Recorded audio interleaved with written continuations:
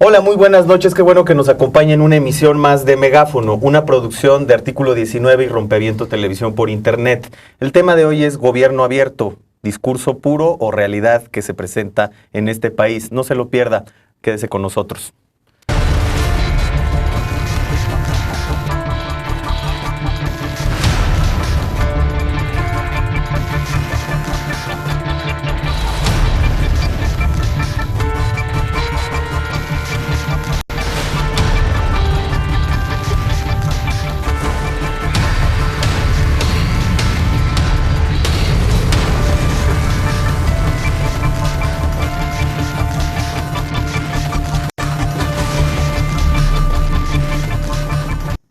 Qué bueno que continúa con nosotros en Megáfono, una producción de Rompeviento Televisión por Internet y Artículo 19. Me acompaña en la conducción mi compañero Ricardo Luébano. ¿Cómo estás, Ricardo? ¿Qué tal? Hola, Polo, buenas noches. Muchas gracias por estar acá. Y bueno, querido auditorio, tenemos las noticias de la semana en este primer segmento, que desgraciadamente, Ricardo, pues siempre son malas noticias, pero pues no por eso nos dejan de importar y de provocar para pues seguir generando debate alrededor de estos temas, ¿no? La primera de ellas, como lo hemos hecho público la semana pasada, el caso de Moisés Sánchez Cerezo, que como recordarán, periodista independiente que vivía en el municipio de Medellín de Bravo, en Veracruz, en una colonia, en ese municipio, en una colonia con muchas carencias, hacia un periodismo de denuncia social sobre los temas de inseguridad, sobre las carencias que también tenían en diferentes materias. Y precisamente el 2 de enero de este año fue secuestrado, estuvo desaparecido por 20 días y finalmente fue encontrado su cuerpo pues en un estado, digamos, ya totalmente dantesco, ¿no? Como decía el propio fiscal de Veracruz.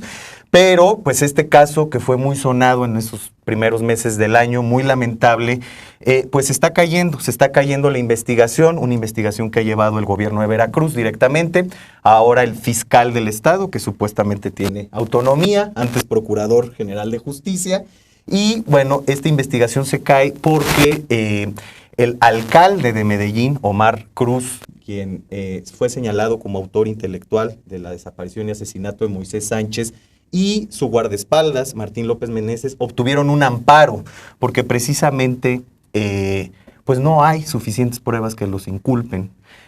Y eso se debe no a que los jueces, como siempre se maneja en el discurso, sean corruptos, estén del lado de los malos, este discurso, esta narrativa que utilizan muchos gobiernos, incluido el federal, sino que no tenía sustento probatorio suficiente y ahora los dos supuestos autores intelectuales gozan de total libertad y el caso de Moisés Sánchez Cerezo, como muchos casos de periodistas asesinados, se dirigen a la total impunidad.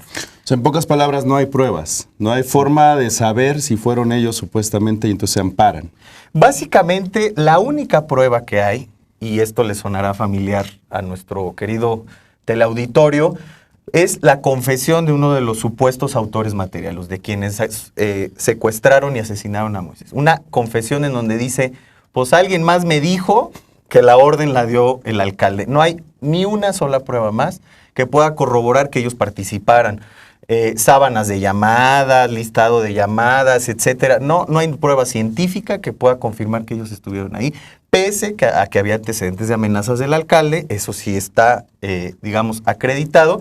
Sin embargo, pues, como en muchas investigaciones en este país, se sustentan en confesiones obtenidas en dudosas condiciones, ¿no? Claro. Este señor Clemente Noé Rodríguez, el único autor material, faltan 7 por detener, a casi un año de los hechos, señala que se cayó del baño y por eso presenta un golpe en la frente, en la nariz, y es en esas condiciones que confiesa. Entonces, es un caso que, como todos, desgraciadamente, como el de Regina, como el de Goyo, como el de Rubén, se ha ido diluyendo y ahí se va dirigiendo a cubrirse de un manto de impunidad. De ahí la importancia de la participación ciudadana y la importancia de que los ciudadanos estén dentro de los comités o los consejos cercanos, también vigilantes, ¿no?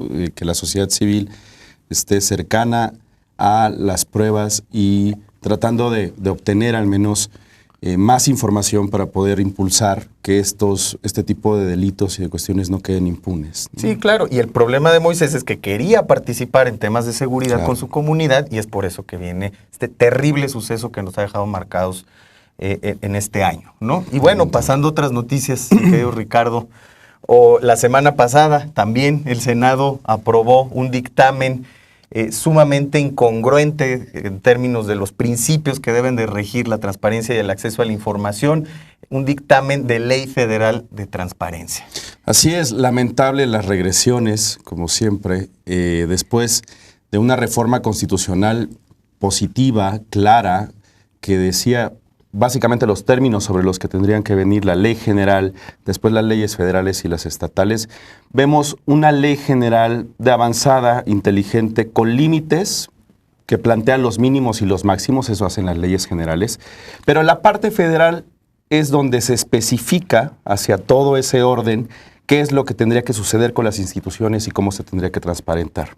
En temas específicos como seguridad nacional, ¿no? Y el consejero jurídico de presidencia la posibilidad de atraer las respuestas o los recursos o las resoluciones del INAI y mandarlas a la Suprema Corte de Justicia de la Nación, pues tampoco hay mucha claridad.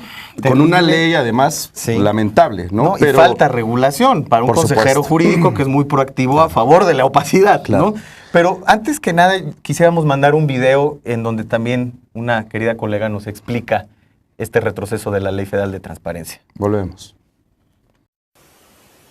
El día de hoy, las comisiones en el Senado de la República aprobaron el dictamen de la Ley Federal de Transparencia en lo general.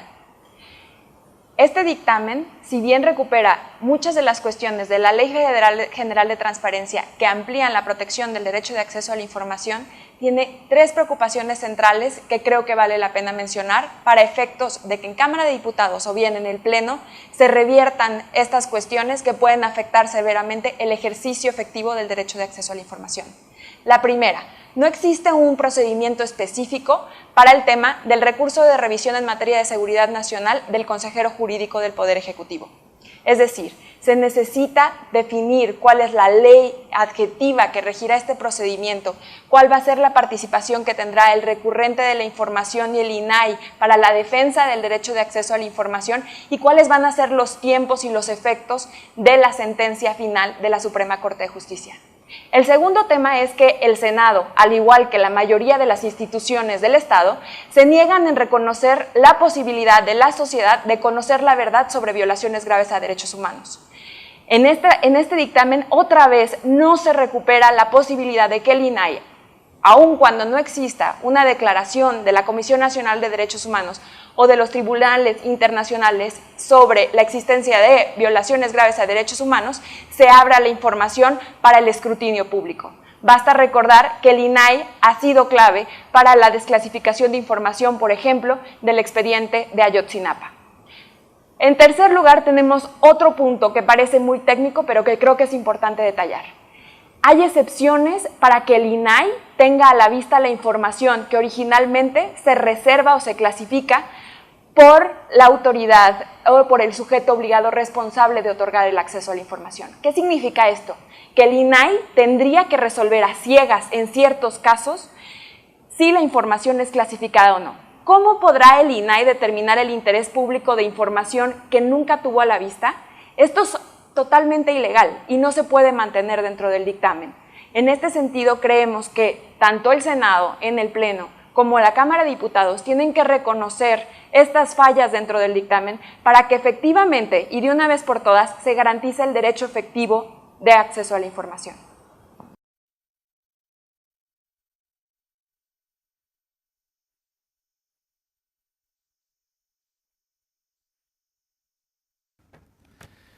Pues bueno, como lo dice Ana Cristina Ruelas, coordinadora del programa de acceso a la información de Artículo 19, terrible el retroceso, Ricardo. Así es, pero yo creo que es importante en este caso presentar también a nuestras invitadas que el día de hoy nos acompañan. Muchísimas gracias a las dos. A María José, que es directora de Gobierno Abierto en el INAI, y a Justine Dupuy, que es coordinadora de transparencia en Fundar. Muchísimas gracias a las dos por estar aquí. Gracias. Y justamente en el tema de la ley federal, que es importante, independientemente del retroceso, porque además viene la intención de que se mueva o de que se coordine dentro de la Cámara de Diputados, ahora le toca, ¿no? Como la Cámara receptora de esta ley.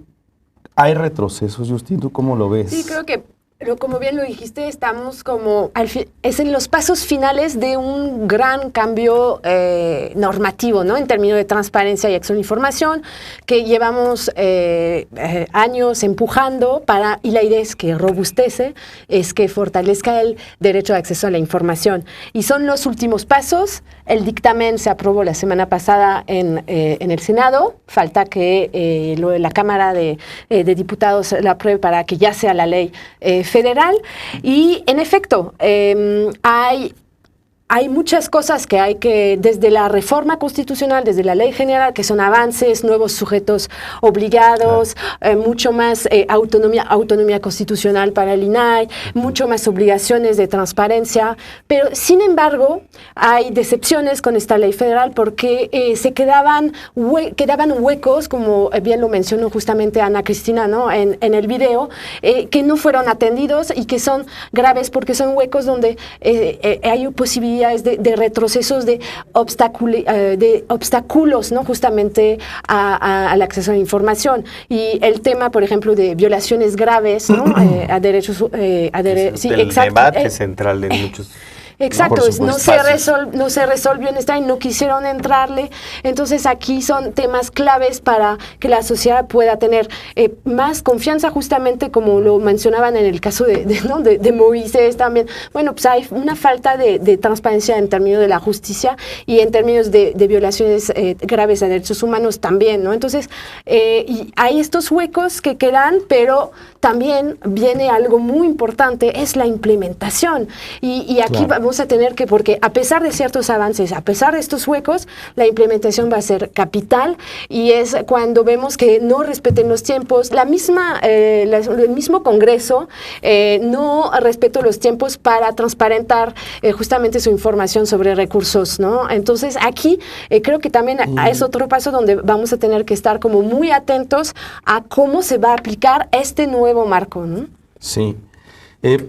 Vamos un segundito, ¿no? A un corte. Vamos a un corte en un segundito. Ahorita platicamos contigo, María José. Los tiempos son los tiempos. Ahorita volvemos.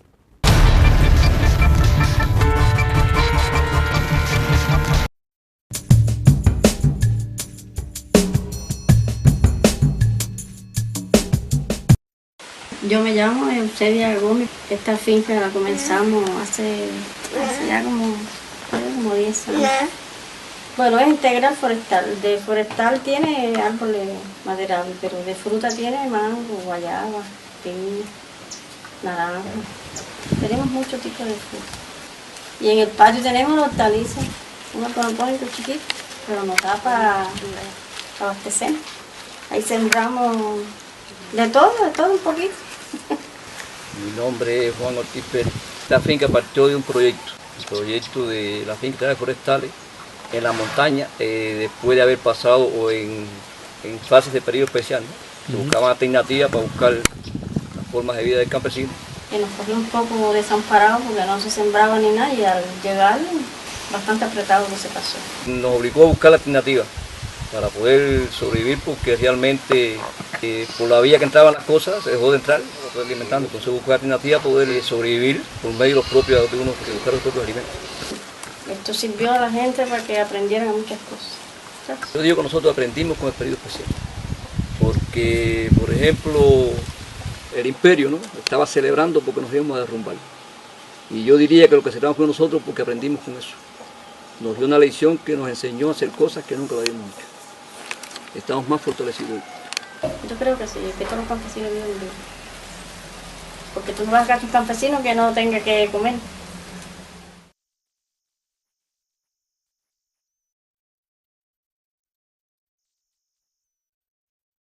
comanilel.org. Mirada colectiva.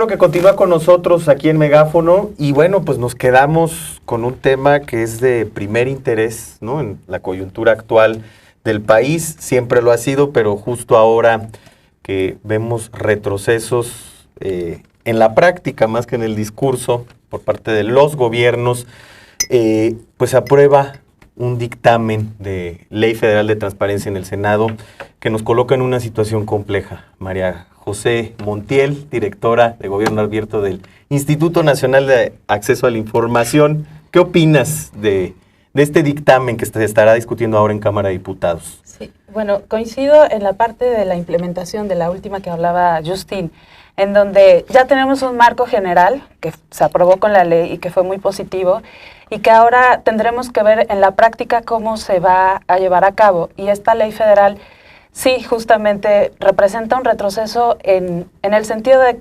cuánta autonomía se le va a dejar al órgano garante nacional, en este caso al INAI, para pronunciarse por temas muy delicados como es el caso de las violaciones a derechos humanos.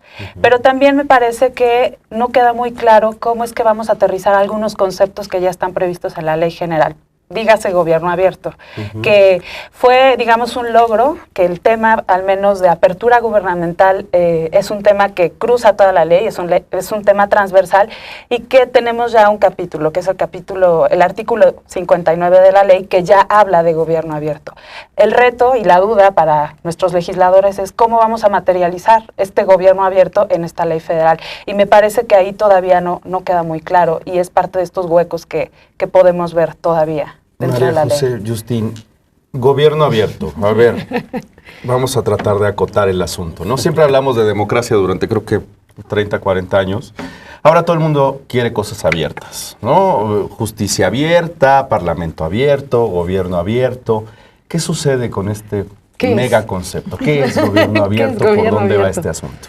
Pues creo que lo que hay que entender es como la confluencia de diversos conceptos que ya existían, ¿no? Pero el hecho de que sea la confluencia, el conjunto de estos diferentes conceptos es lo novedoso.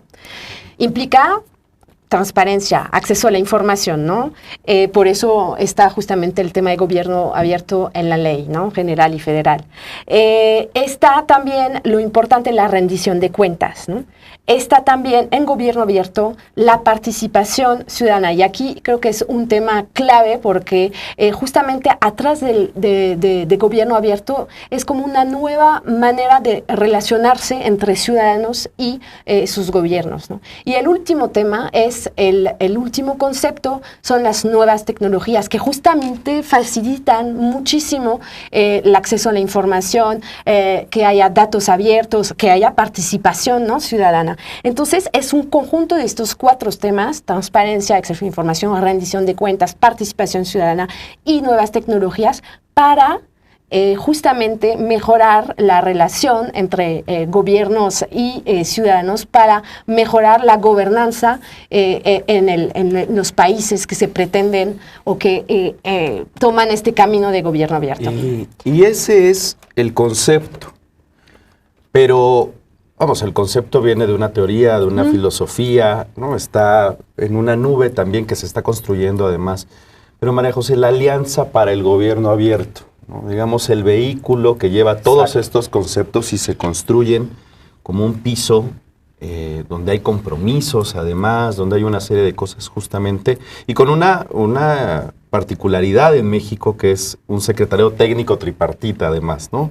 O sea, hablando de este concepto de gobierno abierto, ¿qué es la Alianza para el Gobierno Abierto? Sí, digamos, con todos estos conceptos y estos principios de los que ya platicó Justin, varios gobiernos trataron de amalgamar esta conjunción de conceptos y entonces decir cómo lo vamos a llevar a la práctica. Yo diferenciaría entre el concepto y la herramienta. Y la herramienta, digamos, hay muchas, pero la más conocida es justamente la Alianza para el Gobierno Abierto, que se crea por 8 países fundadores. Hoy ya tenemos 69 países en la alianza. ¿Y cuál es el mecanismo que se han dotado distintos países? Es cómo gobierno y sociedad pueden llegar a la solución de ciertos problemas a través de un compromiso puntual, un compromiso planteado en un plan de acción. Y ya bien decías, en México además de este plan de acción que nos hemos propuesto, bueno, de diferentes planes de acción, ya llevamos 3 planes de acción en México, se definió hacerlo a través de un mecanismo colegiado que se llama el Secretariado Técnico Tripartita, en el cual participan por un lado... Qué nombre tan horrible, ¿eh? Pero, sí, ya pero habla de 3, ¿no? De 3 son en este 3. caso. ¿Quiénes son los 3? Generalmente esta idea del gobierno abierto era ciudadanía y gobierno. Acá hay una... Es sui generis porque además se incluye alguien que, digamos, hace la balanza que facilita el diálogo. Que es el INAI, ¿no? Exactamente. Y bueno, además del INAI, por una parte, tenemos al Comité de Sociedad Civil, que son 8 organizaciones a nivel nacional que han empujado esta agenda, y el gobierno federal, a través de Presidencia de la República. Vamos a ver a Luis Furucaya porque justamente él nos va a plantear en este video que vamos a observar, nos va a plantear qué pasa en temas mucho más acotados y que son fundamentales para México, como las radios comunitarias. Vamos.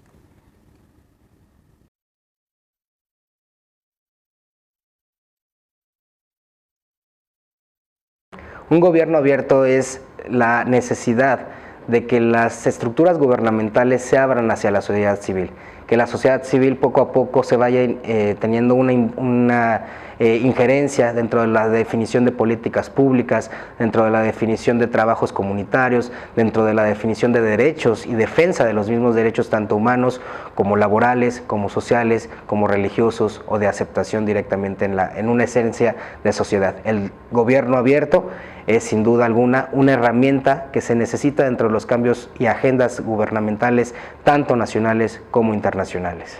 Un gobierno tiene que ejercer directamente políticas públicas que sean ad hoc a los fines de la sociedad civil, eliminar poco a poco intereses particulares, intereses sectorizados, intereses económicos, para poder así ingresar a la sociedad civil dentro de la toma de decisiones.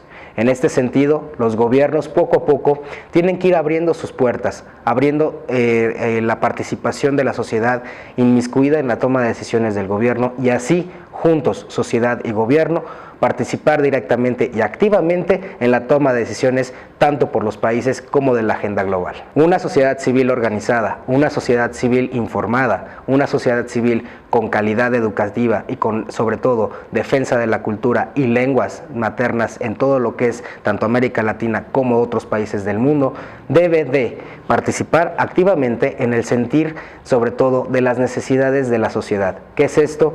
Defender derechos humanos, defender la educación, incentivar nuevas políticas y propuestas activas sin caer en los fanatismos, sino en las posiciones activas, propositivas y también de desarrollo, para que así los gobiernos nos escuchen, nos tomen en cuenta y sobre todo nos incorporen a la toma de decisiones tanto de la definición de políticas públicas como de las agendas globales.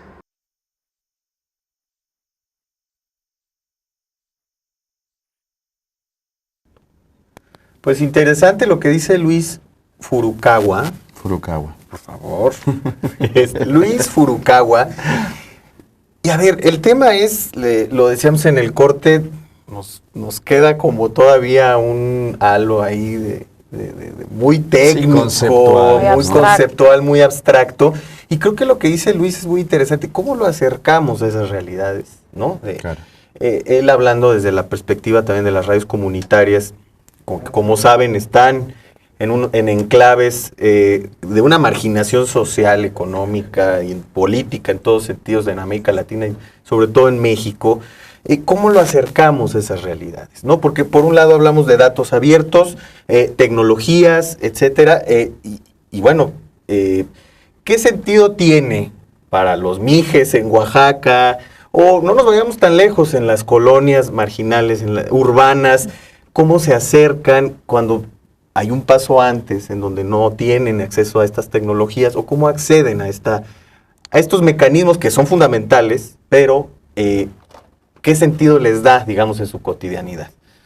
¿no? Sí, creo que eso ha sido la pregunta desde el inicio, ¿no? Que gobierno abierto no se quede como un concepto vacío que solamente sirva a gobiernos para legitimarse, sino que realmente involucre la ciudadanía, como es este principio base de gobierno abierto, y que no lo olvide. Y desde el inicio del lanzamiento de la Alianza para el Gobierno Abierto, en México hemos peleado duro para que incluyan justamente la ciudadanía, y eso es el resultado de que en el proceso, en las tomas de decisión, ya está este núcleo de organizaciones en este secretario tripartita, ¿no?, del cual hablamos. Entonces, es una batalla constante, uno, que en el proceso exista, y luego que justamente estos compromisos de los cuales hablaba María José realmente tengan un impacto sobre la vida de la gente, ¿no?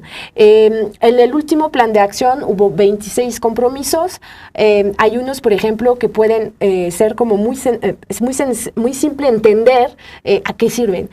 Una plataforma donde están todas las becas que los gobiernos justamente dan a los estudiantes, y aquí pues uno como estudiante pues es interesante saber qué tipo de beca puede tener, a la cual puede tener derecho, con base a qué criterios, quién fue seleccionado, ¿no?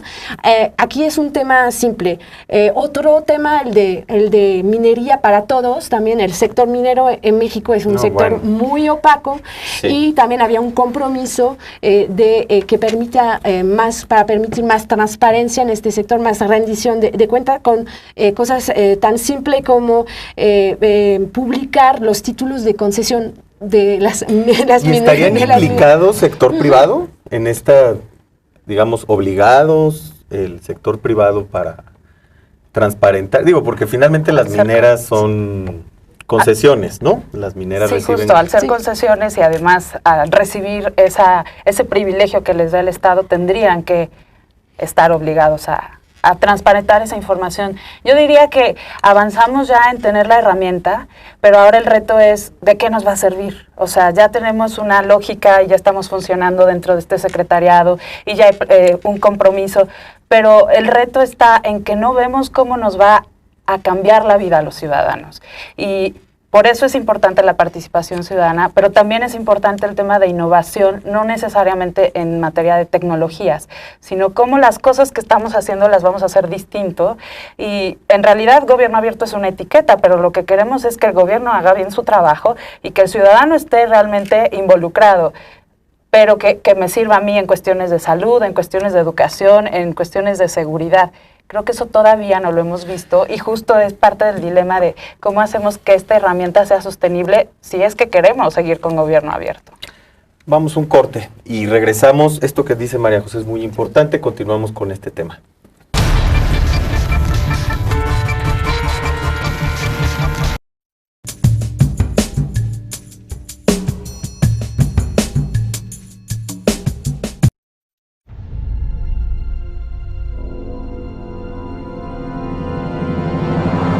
Rompeviento TV. Periodismo crítico e independiente.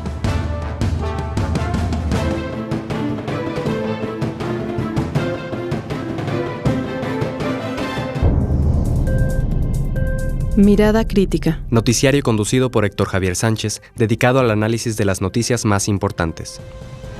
La Cuadratura del Círculo, un espacio conducido por Daniel Gershenson, dedicado a la defensa de los derechos humanos, el medio ambiente y el patrimonio cultural. Lo que Rompeviento se llevó. Un programa presentado por Jesús Taylor, dedicado a los amantes y adictos al cine. De este lado, periodismo desde abajo, desde la cercanía con los procesos y movimientos que marcan nuestro tiempo. Conduce la periodista Blanche Petrich. 0 decibeles. Programa que registra los sonidos y píxeles de la escena musical contemporánea. Conducen Luis Cortés y Santiago Flores. Perspectivas. Programa de entrevistas conducido por Ernesto Ledesma sobre la situación política y social dentro y fuera del país. Serapaz. Un espacio para el análisis de las luchas sociales y los procesos de paz en México. Conducen Pablo Romo, Alberto Solís y Citlali Hernández.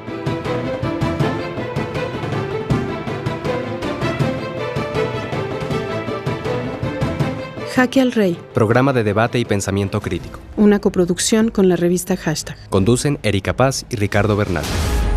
Luchadoras, una mirada a las mujeres que en todos los rincones del planeta luchan por sus derechos. Conducen Lulú Barrera y Perla Vázquez.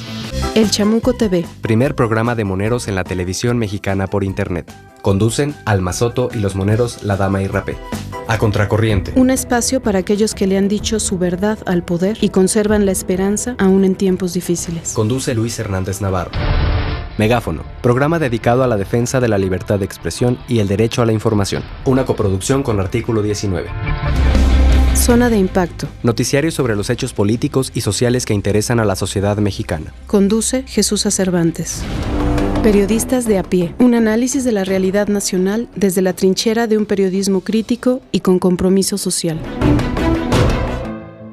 Rompeviento TV, información a profundidad.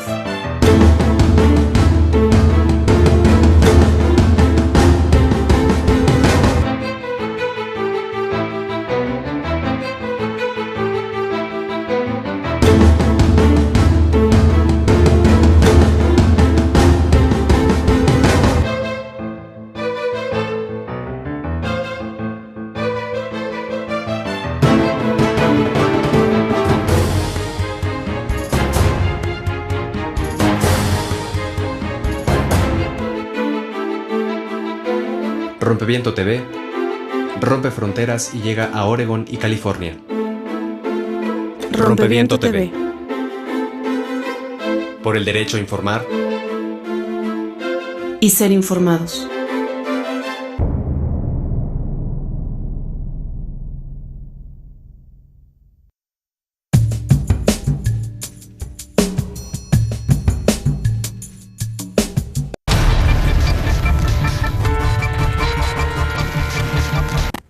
Qué bueno que continúa con nosotros en Megáfono, una producción de Rompeviento Televisión por Internet y Artículo 19, y estamos hablando de gobierno abierto.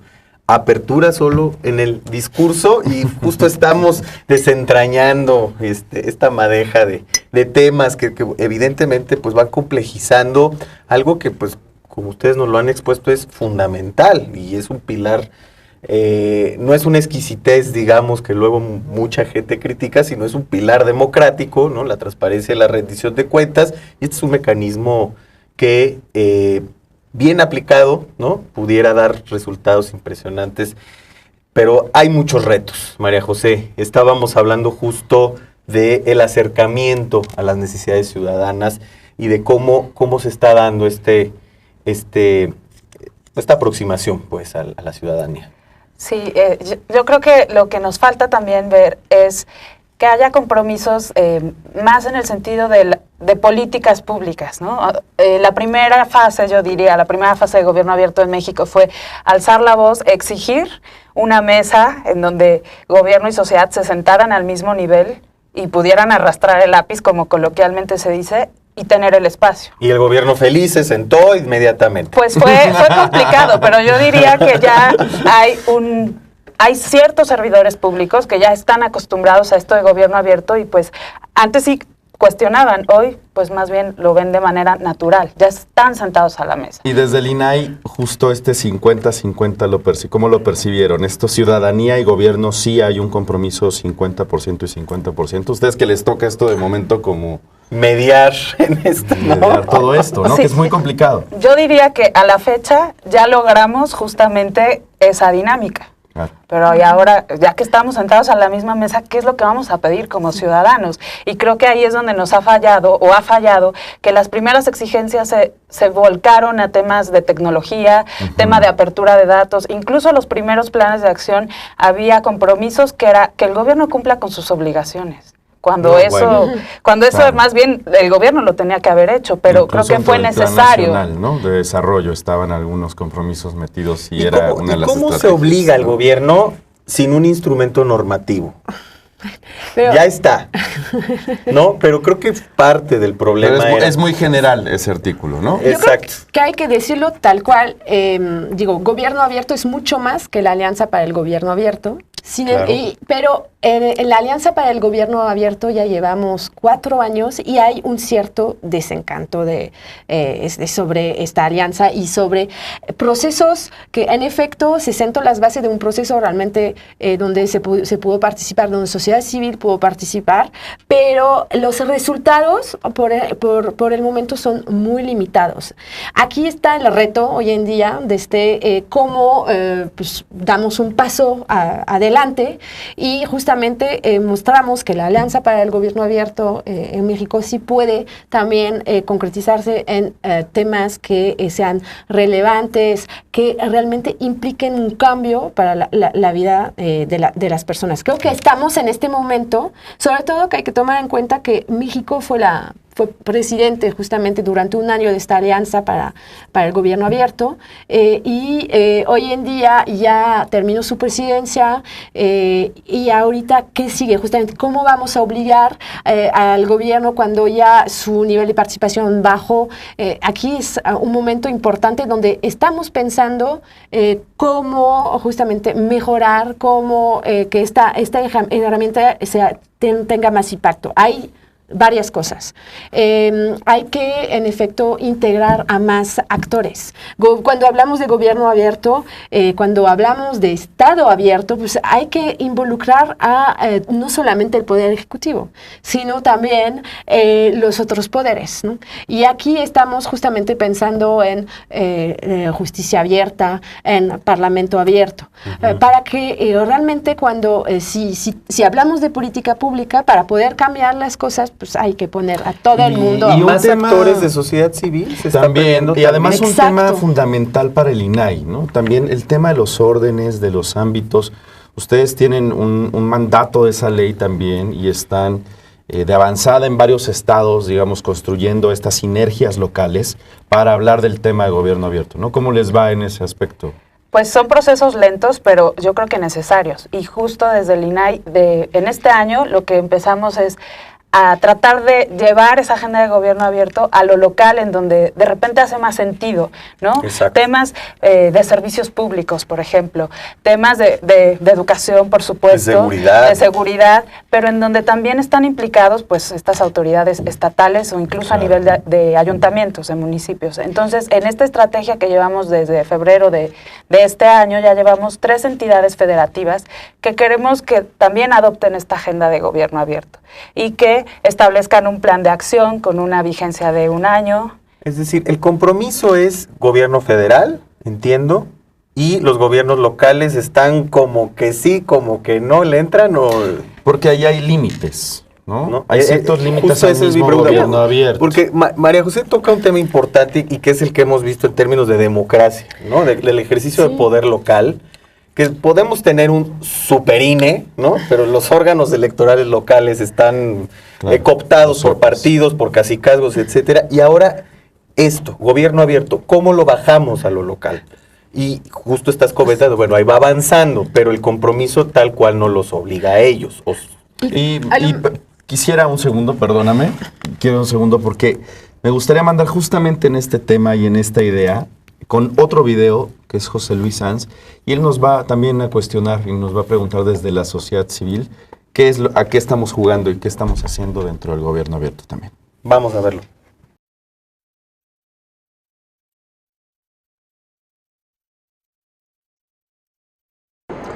En realidad, por desgracia, no existe ningún gobierno abierto.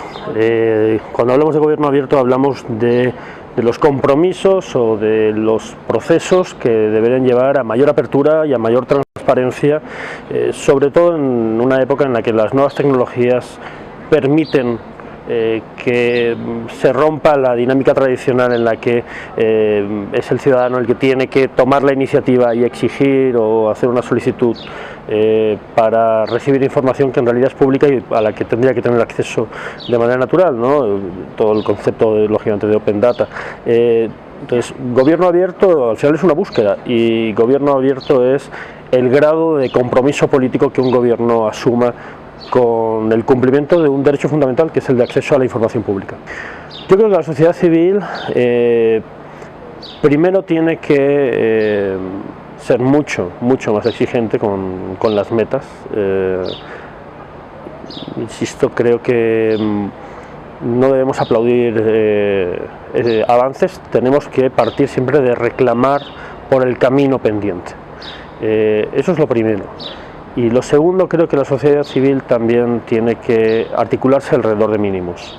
Y cuando hablo de mínimos me refiero a los temas clave en los cuales en cada país serán diferentes, alrededor de los cuales todos estemos de acuerdo en que la transparencia es crucial en el momento histórico, en el momento social que vive cada uno de los países. Creo que hay excesiva complicidad entre sociedad civil y estados en el diseño de esta alianza. O por lo menos se abre la puerta a una complicidad que va en contra de los objetivos de la ciudadanía. Es decir, en la medida en la que la sociedad civil se sienta parte de un proceso y como tal justifique y defienda ese proceso, estaremos perdiendo la perspectiva y como sociedad civil la posición que debemos adoptar. Creo que la sociedad civil debe ser fiscalizadora de cualquier proceso llevado adelante por el Estado. Eso se puede hacer desde dentro de un proyecto como la Alianza por el Gobierno Abierto, pero me preocupa la confusión, la posible confusión, que por ser parte de una alianza, la sociedad civil sienta que es parte del proceso y que por tanto tiene que defender o se sienta satisfecha con el proceso. No, la sociedad civil tiene que exigir desde el máximo.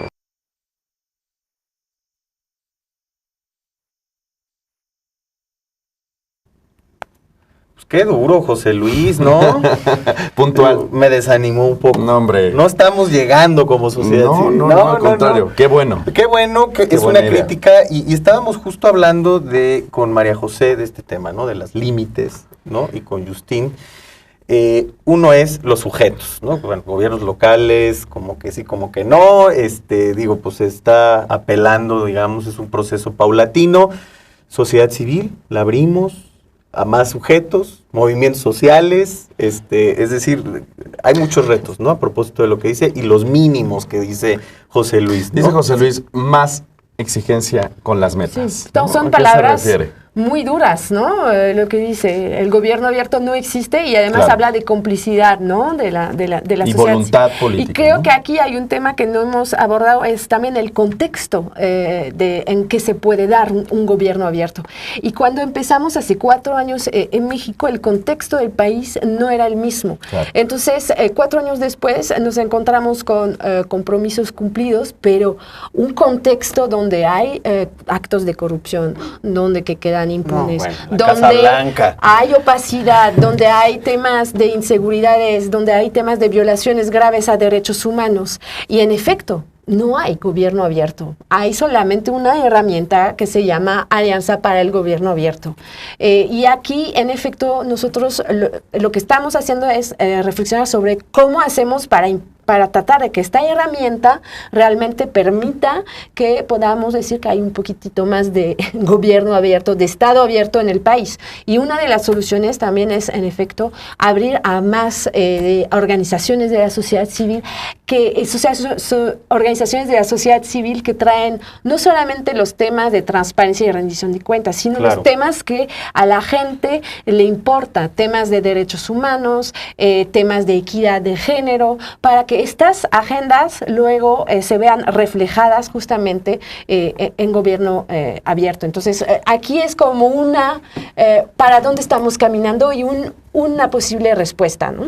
Pero ¿hay o no hay gobierno abierto? Parece que es el tema y es complicado verlo desde ahí también. No solo que hay o no hay, sino hay varios caminos, varios enlaces con tantos actores y con una cantidad importante de sujetos obligados, gente por todas partes, que tiene que transparentar, que cimentarse dentro de estos pilares, ¿no? Y el INAI, de alguna forma, en esta avanzada que tiene, también debe de delinear para dónde está este gobierno y debe de negociar también de alguna forma con los políticos para que haya mayor apertura, ¿no? ¿Hay o no hay gobierno abierto, entonces, desde la visión del INAI?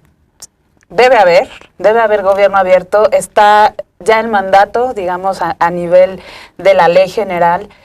efectivamente el gobierno abierto no se va a dar por decreto. No es nada más que ya está en el artículo y entonces ahora ya tenemos gobiernos abiertos. Pero nuestra visión sí nos gusta pensar en que preferimos insistir a que sí exista este tipo de iniciativas a esperar a que el contexto cambie, ¿no? Y ya decía Justina, el contexto está terriblemente violentado en algunos estados de la República. Estamos pasando por un momento muy difícil como país, pero si nos clavamos en el desencanto, pues no vamos a encontrar soluciones. Porque en la cumbre, además, hubo acciones de sociedad civil varias, ¿no? Hubo una manifestación pública en la parte de afuera, hubo muchos tweets, hubo presencia incluso dentro de la misma cumbre con playeras y una serie de cosas, con mensajes donde hay gobierno cerrado, ¿no? O sea, la línea era, esto no puede ser gobierno abierto, y menos con este tipo de gobierno. Sin embargo, la idea o la intención continúa todavía en sociedad civil. O sea, todavía hay una intención de creer o de crear, ¿no? de construir, de impulsar y de crear esta agenda, pero con visión de política pública, con visión y una transversalidad, además, una sociedad civil que exige además un espacio evidente en materia de derechos humanos o en materia de igualdad de género o en materia de anticorrupción, una serie de cosas que todo se está delineando hacia un Estado abierto o una cultura más abierta, ¿no? Sí, es que siento que estamos en un momento en que el reto es cómo darle una segunda vida a la Alianza para el Gobierno Abierto en México. Entonces, abrimos a más organizaciones para que sea más representativo, para que haya compromisos como justamente más amplio. Del otro lado, abrimos a más poderes porque queremos un Estado abierto. En estas condiciones también el reto va a ser que con esta ampliación no se pierda la posibilidad, el músculo y la posibilidad también de aterrizar las cosas, ¿no? Aquí le veo como un reto muy importante para los próximos meses, para los siguientes años, para que no realmente se vacíe por completo, que sea como un concepto vacío con el que se cumple con 2, 3 cositas al transparentar una información y ya. Entonces, aquí es como el reto mayor. Justo me voy a erigir en defensor de la audiencia para que nos entiendan un poquito. Mucho. No. Una pregunta así como, a ver, gobierno abierto es que esté en la página de PGR una averiguación previa sobre una violación grave. No. Por eso no es claro, suficiente. Tienes toda la razón del mundo. No, o sea, es decir, ¿qué sí es y qué no? O sea, porque yo puedo esperar un gobierno abierto, me significa muchísimas cosas. O que, por ejemplo, las concesiones mineras sí se transparenten. ¿A quién, cuándo, cómo, dónde? Los dictámenes de impacto ambiental. No sé, Secretaría de Economía tendría que estar subiendo esto, ¿no? Con transparencia ya se hace esto, normalmente lo tienen que hacer. Lo tienen que hacer. Con acceso a la información. Entonces, ¿cuál es el paso o el valor agregado, digamos, que podría aportar el gobierno? O sea, es más un tema de integralidad de toda esta información, accesibilidad. Pero, y también de incidencia ciudadana, o sea... ok. ¿Cómo llegamos a que se transparentara esa información? Porque la ciudadanía vivía en un mundo de opacidad. Entonces, tras esa exigencia es que viene la tendencia a abrir más información. Pero gobierno abierto no se acota en lo que hace el gobierno por su cuenta y dice, mira, ya, esto es lo que hago. La transparencia proactiva que se llama, ¿no? Sino también debe de implicar que el ciudadano sea un agente activo y participativo, porque si no, la verdad es que estamos fracasando. Lo que hemos visto es que hay restricciones, también lo hemos aprendido en estos 4 años, hay restricciones en el ámbito federal. Muchas de las exigencias tienen que pasar por cambios legales, por ejemplo. Todo y el tema de seguridad nacional. Y si no se incluye entonces al Congreso en este gobierno abierto, las leyes no pueden cambiar y estas políticas no avanzan, ¿no? Exacto, por más exigencia que haya de parte de organizaciones de sociedad civil, al ámbito al que le están exigiendo, pues no es el ámbito que es competente en la materia. Y eso ya digamos que es la lección aprendida. Gobierno federal sí tiene mucho que hacer, pero también hay otros poderes y también hay otros órdenes que pueden trabajar. ¿Y entonces a dónde vamos? ¿Qué sigue? O sea, de todo esto. ¿Qué sigue? Bueno, que más gente conozca de estos temas. Seguramente cuando ustedes vieron el tema del día de hoy, que es gobierno abierto, mucha gente dice, ¿y eso con qué se come? Claro. Para empezar, ir difundiendo más el concepto. y tratar de que más actores sociales, no necesariamente las organizaciones de sociedad civil a nivel nacional que han impulsado la agenda han sido clave, pero son organizaciones muy especializadas. Queremos también que haya más apertura, ¿no? Que más tipos de actores puedan participar en esto. Sí, justamente, a lo mejor para regresar al inicio, hay un proceso que fue interesante y que permitió un parlamento abierto, porque aquí es la clave. Claro. No es solamente la transparencia, no es solamente la rendición de cuentas, no es solamente las nuevas tecnologías, sino es participación ciudadana, nuevas relaciones entre gobierno y ciudadanos más activos. Y para la Ley General de Transparencia se logró algo que no había pasado en México, es decir, que sociedad civil con senadores se sienten a una mesa para co-crear una ley, para que realmente haya como un equilibrio y pues sí, una relación diferente, ¿no? No terminó tan bien como lo pensábamos, porque al final cambiaron unas últimas cosas en esta ley que no habían sido negociadas, no habían sido acordadas, pero son estos procesos que son novedosos, que tratan de cambiar la relación que justamente tienen los ciudadanos con sus gobiernos y tratar de tejer más confianza también en estas instituciones. Y justamente Brigitte Baptiste nos va a platicar ahorita en este video sobre un poquito de la cultura abierta desde el Instituto Humboldt. Vamos a ver.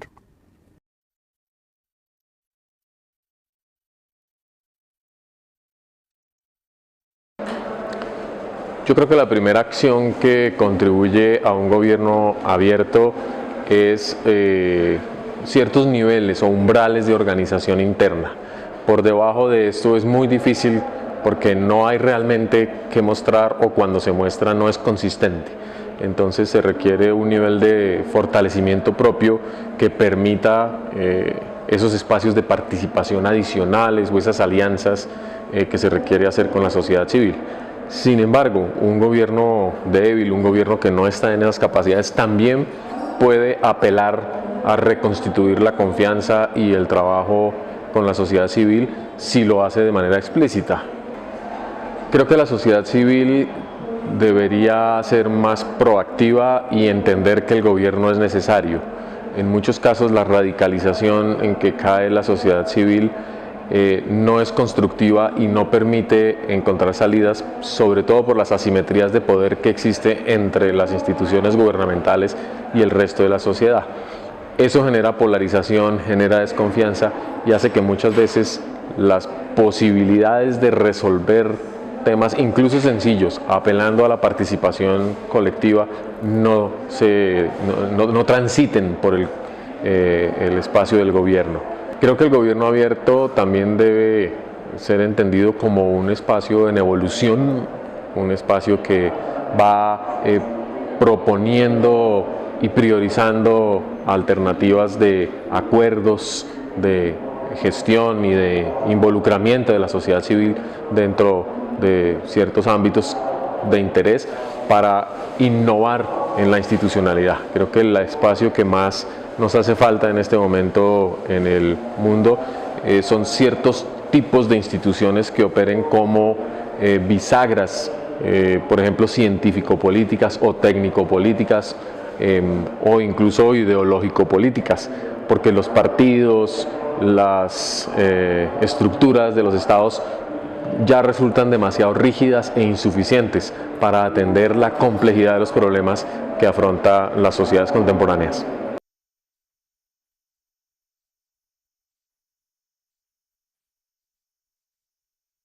Brigitte nos abre además todavía más el panorama en el tema de uno de los pilares fundamentales del gobierno abierto, que es innovación, ¿no? De alguna forma nos dice también hay que incluir, no solamente abrir los órdenes o los ámbitos y al Poder Judicial y al Poder Legislativo, sino dar una apertura de una técnica o una política más técnica también, de ciencia dentro de la política. Y hay una exigencia grande alrededor del gobierno abierto, ¿no? Innovar, pero abrirlo a todos los espacios para que realmente se pueda considerar un gobierno abierto y que pueda sustentar todas las necesidades, ¿no?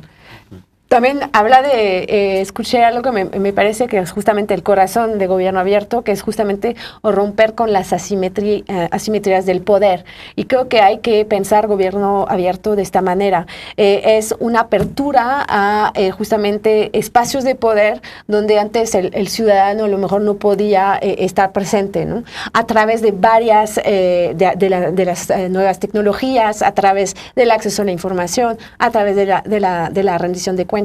Pero aquí es todavía el desafío que tenemos es realmente hacer que pues participar a estos espacios realmente permitan cambiar las cosas y que no seamos solamente apoyando a un gobierno que simula, ¿no? Claro. Creo que va perfilando, Brigitte, algo muy importante que justo como rescata Justín, la asimetría de poder que se da no nada más frente a los poderes formales, ¿no? Se da también frente a poderes de toda índole, fácticos, que le hemos llamado, privados, ¿no?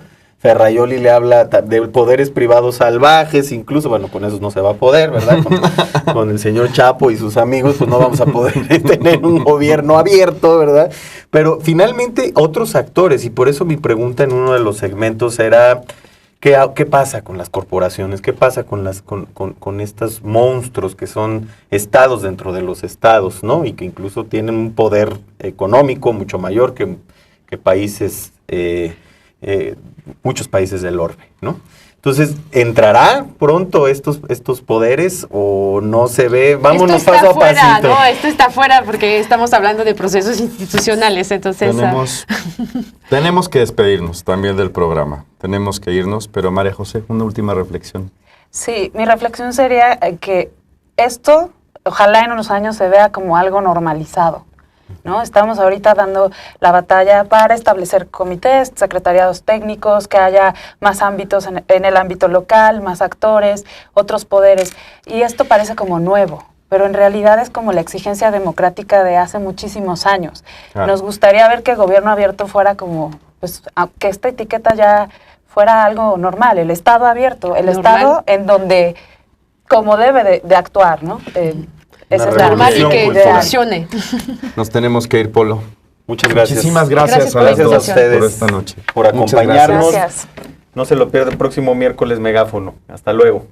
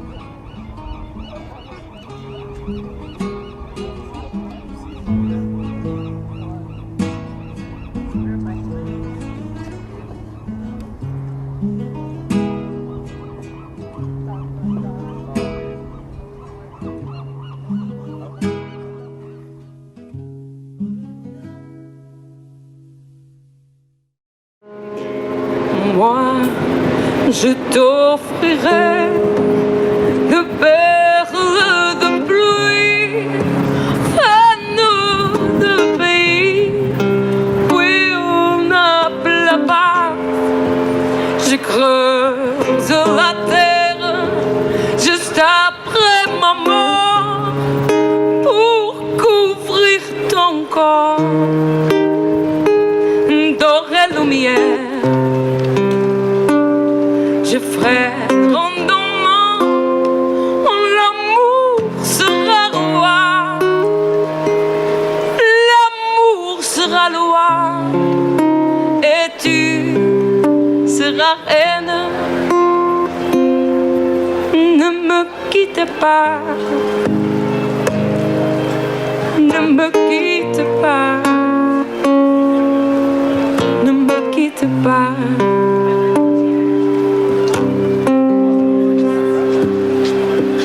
Ne me t'inventerai des mots insensés que tu comprendras.